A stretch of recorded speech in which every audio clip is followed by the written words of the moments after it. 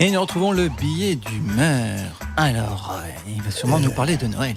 Alors, un petit peu, mais un peu après aussi. Enfin bon, bref, ça va déjà démarrer un peu fort. Comme disait Bernard Blier, on tourne en rond, merde, on tourne en rond, merde, on tourne en rond, merde. Bon, ça y est, qu'est-ce qui lui prend encore à celui-là ? Il y a toujours un truc mal luné. Bah ouais, mais j'y peux rien, moi. C'est quand même pas de ma faute si le monde va comme il va en ce moment, non ? Parce que franchement, vous trouvez qu'il va bien, le monde ? Par exemple, vous trouvez que ça va bien à Alep ? Oui, désolé de mettre moi aussi mon grain de sel dans cette horreur humaine qui me fait perdre mon latin. Errare humanum est, ai-je appris dans ma lointaine jeunesse. Et Dieu sait que ceux qui nous dirigent et font et commentent l'actualité en commettent des errare. Je ne me jette d'ailleurs pas pour en rire, plus ou moins jaune, plus ou moins gris, mais je ne me gratte pas. Sans doute une vieille aigreur de jeunesse où je voulais être journaliste, comme quoi il ne fait pas bon avoir de vieilles frustrations refoulées, soit dit en passant. Et puis on va dire que l'aigreur arum est humanum aussi, alors. Pour en revenir à Alep, si on peut dire, car à l'heure où j'écris ces lignes, le problème plutôt d'en sortir est vivant de surcroît, force m'est de constater que finalement, le grand machin qui s'est auto-chargé d'installer durablement la paix dans le vaste monde ne sert pas finalement à grand-chose. Et là où je dis que l'on tourne en rond merde, c'est qu'avec cette fameuse ONU, on allait voir ce qu'on allait voir, qu'on allait montrer à ces vieilles couilles molles de SDNiens ce que c'était que de foutre la paix au monde entier. Adieu donc la Société des Nations, la fameuse SDN qui n'accoucha guère que de la fameuse danse dite de la Chamberlain, en hommage à Lord Chamberlain qui, à grands coups de pas en avant et de pas en arrière face au célèbre Führer, revint de Berlin en proclamant avec le lyrisme de l'époque que la paix était assurée pour des générations. L'on vit le résultat.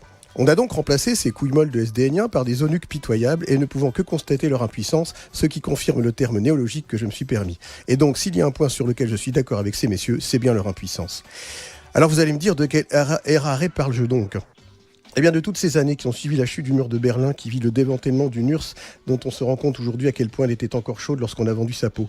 Pour vous dire, ça a généré des brainstorming jusque dans les équipes de scénaristes de James Bond, vu que la guerre froide était enterrée. Bon, là, pas grave, c'est que du cinéma. Mais par ailleurs, à écouter nos élites, la Russie allait de toute façon avoir du mal à se relever et à revenir à la table des grandes puissances eunuchiennes. À titre personnel, ce fut un temps mon sentiment également après avoir goûté une vodka russe qui titrait quand même ses 90 degrés. Bon, on avait un peu fait la grosse voix au moment de la Crimée, non mais sans blague, et du coup on leur avait montré qui c'est qui commandait, non mais des fois. Et qui c'est qui maintenant est revenu dans le jeu, si l'on peut dire en étant le maître en plus, Monsieur Vladimir Poutine, que l'on voyait déjà il y a quelques années être chef de l'État, puis Premier ministre pour mieux redevenir chef de l'État, et sans primaire s'il vous plaît. Mais bon, pas de quoi s'inquiéter, d'autant que cet homme de paix avait obtenu l'organisation des JO, alors vous voyez bien. Et bim, v'là pas que maintenant, après avoir tergiversé pendant 4 ans sur ce qu'il fallait faire ou pas en Syrie, on se réveille en plein cauchemar. Il y a un côté lièvre et tortue quand même là. Rien ne sert de courir, il faut partir à point. Mais comme pour partir, il faut déjà démarrer. Enfin bref, si avec ça, mais qu'est-ce que j'apprends en plus ? Poutine aurait interféré dans la campagne américaine en piratant la boîte mail d'Hillary Clinton pour aider à l'élection de Donald Trump.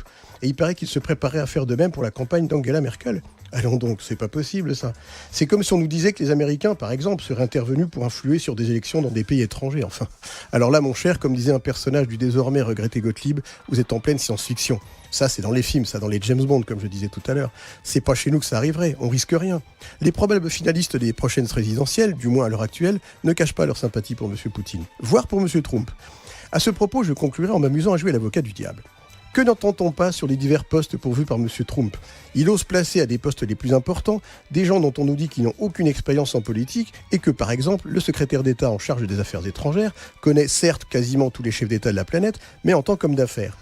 Alors pour ma part, et pour faire l'avocat du diable, encore une fois, je répondrai que primo, on reproche assez à nos politiques de ne rien connaître à la vraie vie et globalement de s'être lamentablement plantés, et que deuxio, cette inexpérience en politique devrait peut-être plutôt être de nature à nous rassurer.